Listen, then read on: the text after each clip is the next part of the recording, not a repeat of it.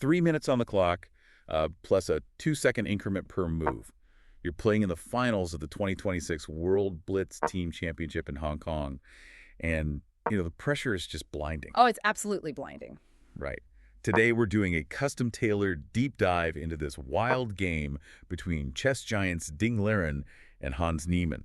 We really want to see what happens when that extreme time crunch makes you hallucinate a threat that, well, costs you everything. Because playing blitz chess at this elite level, it completely warps human cognitive processing. You get these incredibly wild tactical swings. Yeah, it's not just a ticking timer. It's more like trying to defuse a bomb, honestly. Mhm. One wrong wire clip and everything blows up. Exactly. And the faster you go, the more your peripheral vision tunnels. You start inventing obstacles that aren't even there. So to see exactly when that bomb went off, let's look at the critical turning point of this game.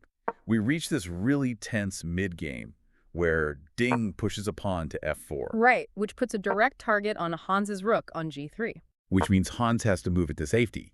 But instead, with the clock bleeding down to, 30 seconds, he just ignores it. He does. He uses his knight to capture a bishop on b6, which is on the complete opposite side of the board. Which is wild because under normal time controls, a grandmaster easily calculates the cleanest escape route for that rook.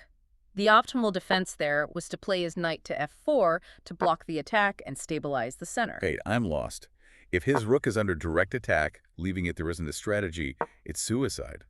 Are you telling me a grandmaster just forgot his rook was under fire because he got distracted by a shiny bishop? No, he didn't forget. It was a massive calculation error born out of pure panic.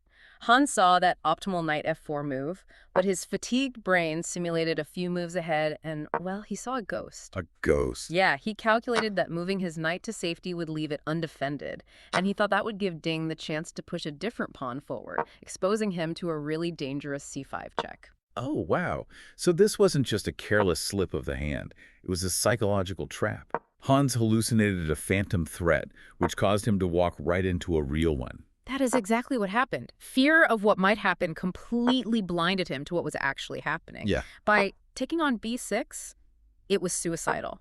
He lost a rook and left his king completely exposed. Because his king was suddenly stripped of its defenders. Right. The spatial geometry of the board completely shifted, which gave Ding the opportunity to pivot instantly from defense to a lethal offensive.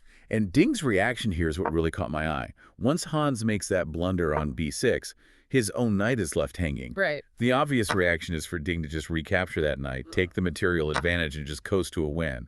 But instead, he plays queen e7. Yeah, it is such a brilliant, cold-blooded decision.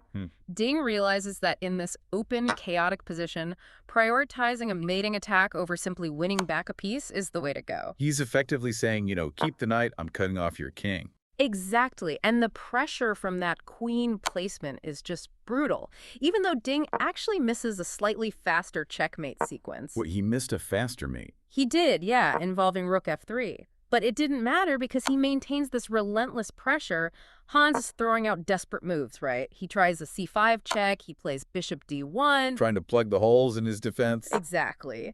But Ding doesn't need perfect calculation anymore. He delivers the killer blow by playing bishop f3. Dropping it right into the heart of the defense. Right. And to secure the absolute win, Ding even sacrifices his own queen, taking on e3 just to remove the final defender. It's an undeniable win, and such a huge sequence for Ding, because it proves his legendary nerve is back. As Ding noted post-game, he said, "I'm back to the competitive chess." It's a huge turning point for him, and it really highlights how extreme time pressure breaks us down. Ding won by ignoring the obvious recapture to focus squarely on the ultimate goal. Which leaves you, the listener, with something pretty interesting to mull over.